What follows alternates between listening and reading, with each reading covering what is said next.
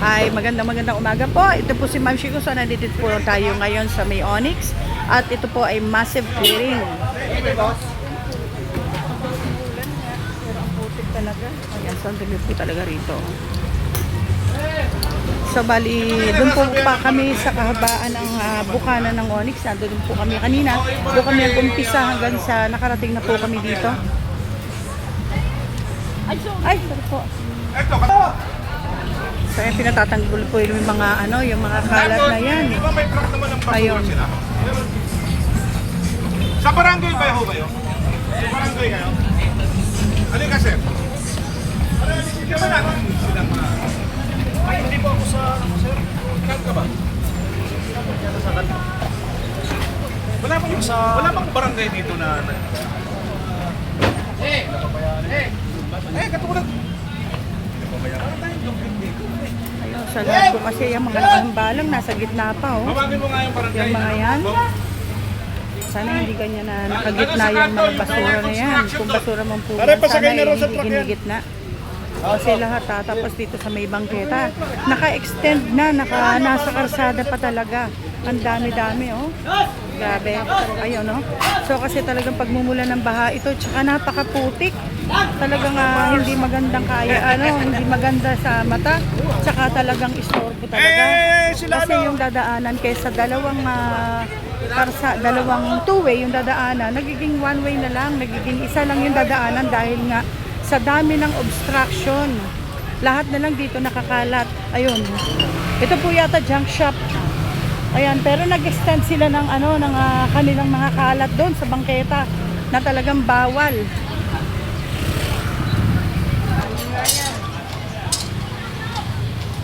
So yung kasama rin po natin yung hawkers dito sa clearing operation. Dahil ito po ay massive clearing operation.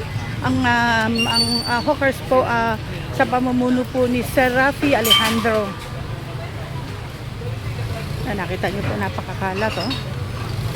Nung karsada.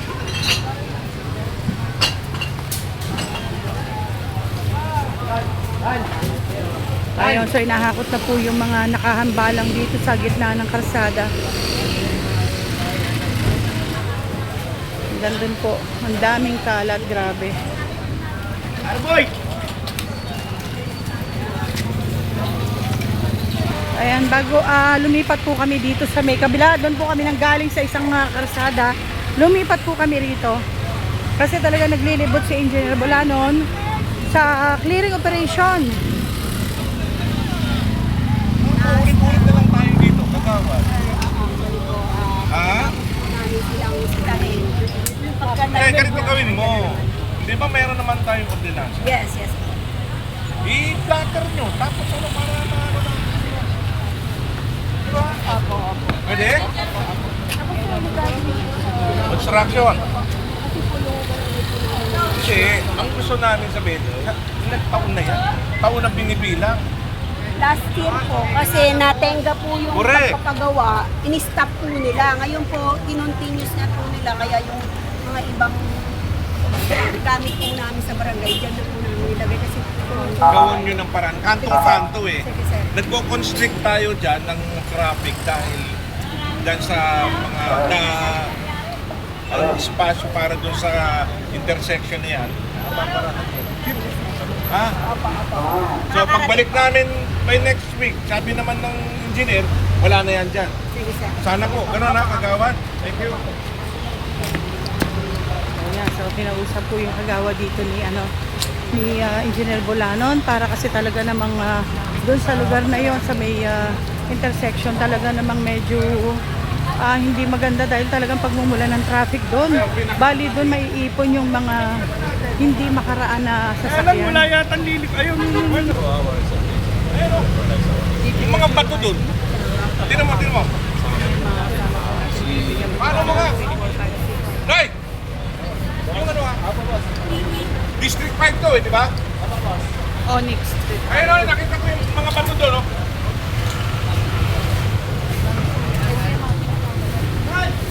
O yan, ngayon po medyo luminis na po. Tinanggal na po nila yung mga mga nakasagabal na basura dito. Ayan, so mamaya naman po ipa-flashing to Itong lugar na to dahil na napakarumi, oh. Di ba? Ang daming kalat. Kayo naaawa sa mga bata, mamaya magkasakit kayo dyan.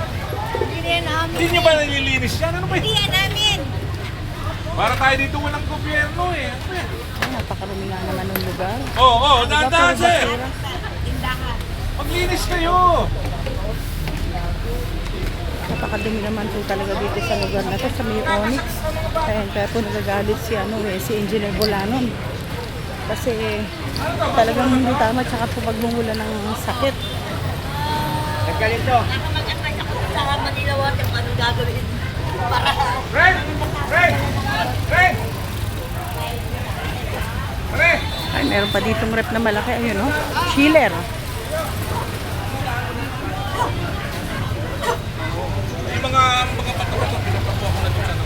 Ren! Migo, pakano mo na lang. Yung mga... So, ito po yung sinasabi ni Engineer Bolanon na napakadumi. Ayan. Ano po yata ito? Ayan, oh, parang, junk shop na ito.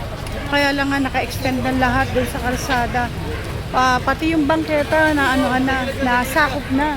Tapos ayun na. Hanggang doon po sa may bubong.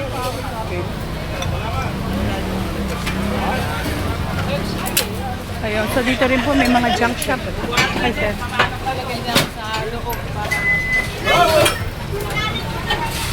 Ayun, so junk shop din po pala yun. Pinapapasok sa lahat sa loob ng shop nila.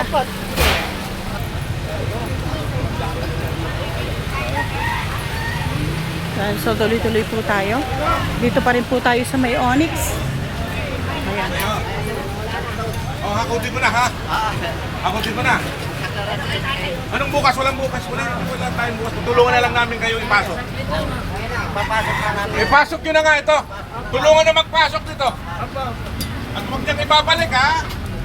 Ayan, so kasi po ito din naka-extend. Kami karsada na. Yun nga lang, bangketa nasakop na. Pati karsada, bangketa, karsada kasama. Ayan, dito naman po merong mga kulungan ng manok. Evidence yan na hindi sila sumunod dun sa ano natin. Nakikiusap tayo eh. Tutulungan lang mo namin kayo. Para tayong dugit dito. Hindi dapat ganyan. Parati, paulit-ulit na lang yung lugar na to eh. Ay! Wala ito ha? Pagdaling to. Wala sir, naka-fix lahat. Ay, alisin! Kaya, nakikiusap po kami kaya. Ay, tama. At sige, na lang so.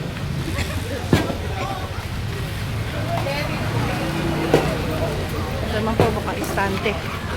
Ayan, ang laki ng aso. Mukhang malakas mga gato ah.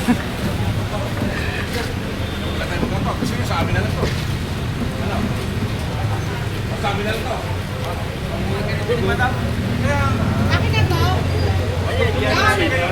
So ito po nga, stunting tayo pinapapasok din sa loob. Tapos ayun pa, meron pa. Parang ito lalagyan ng mga Tulungan dessert. na nga to! Ayun, kaya kailangan ipasok na agad.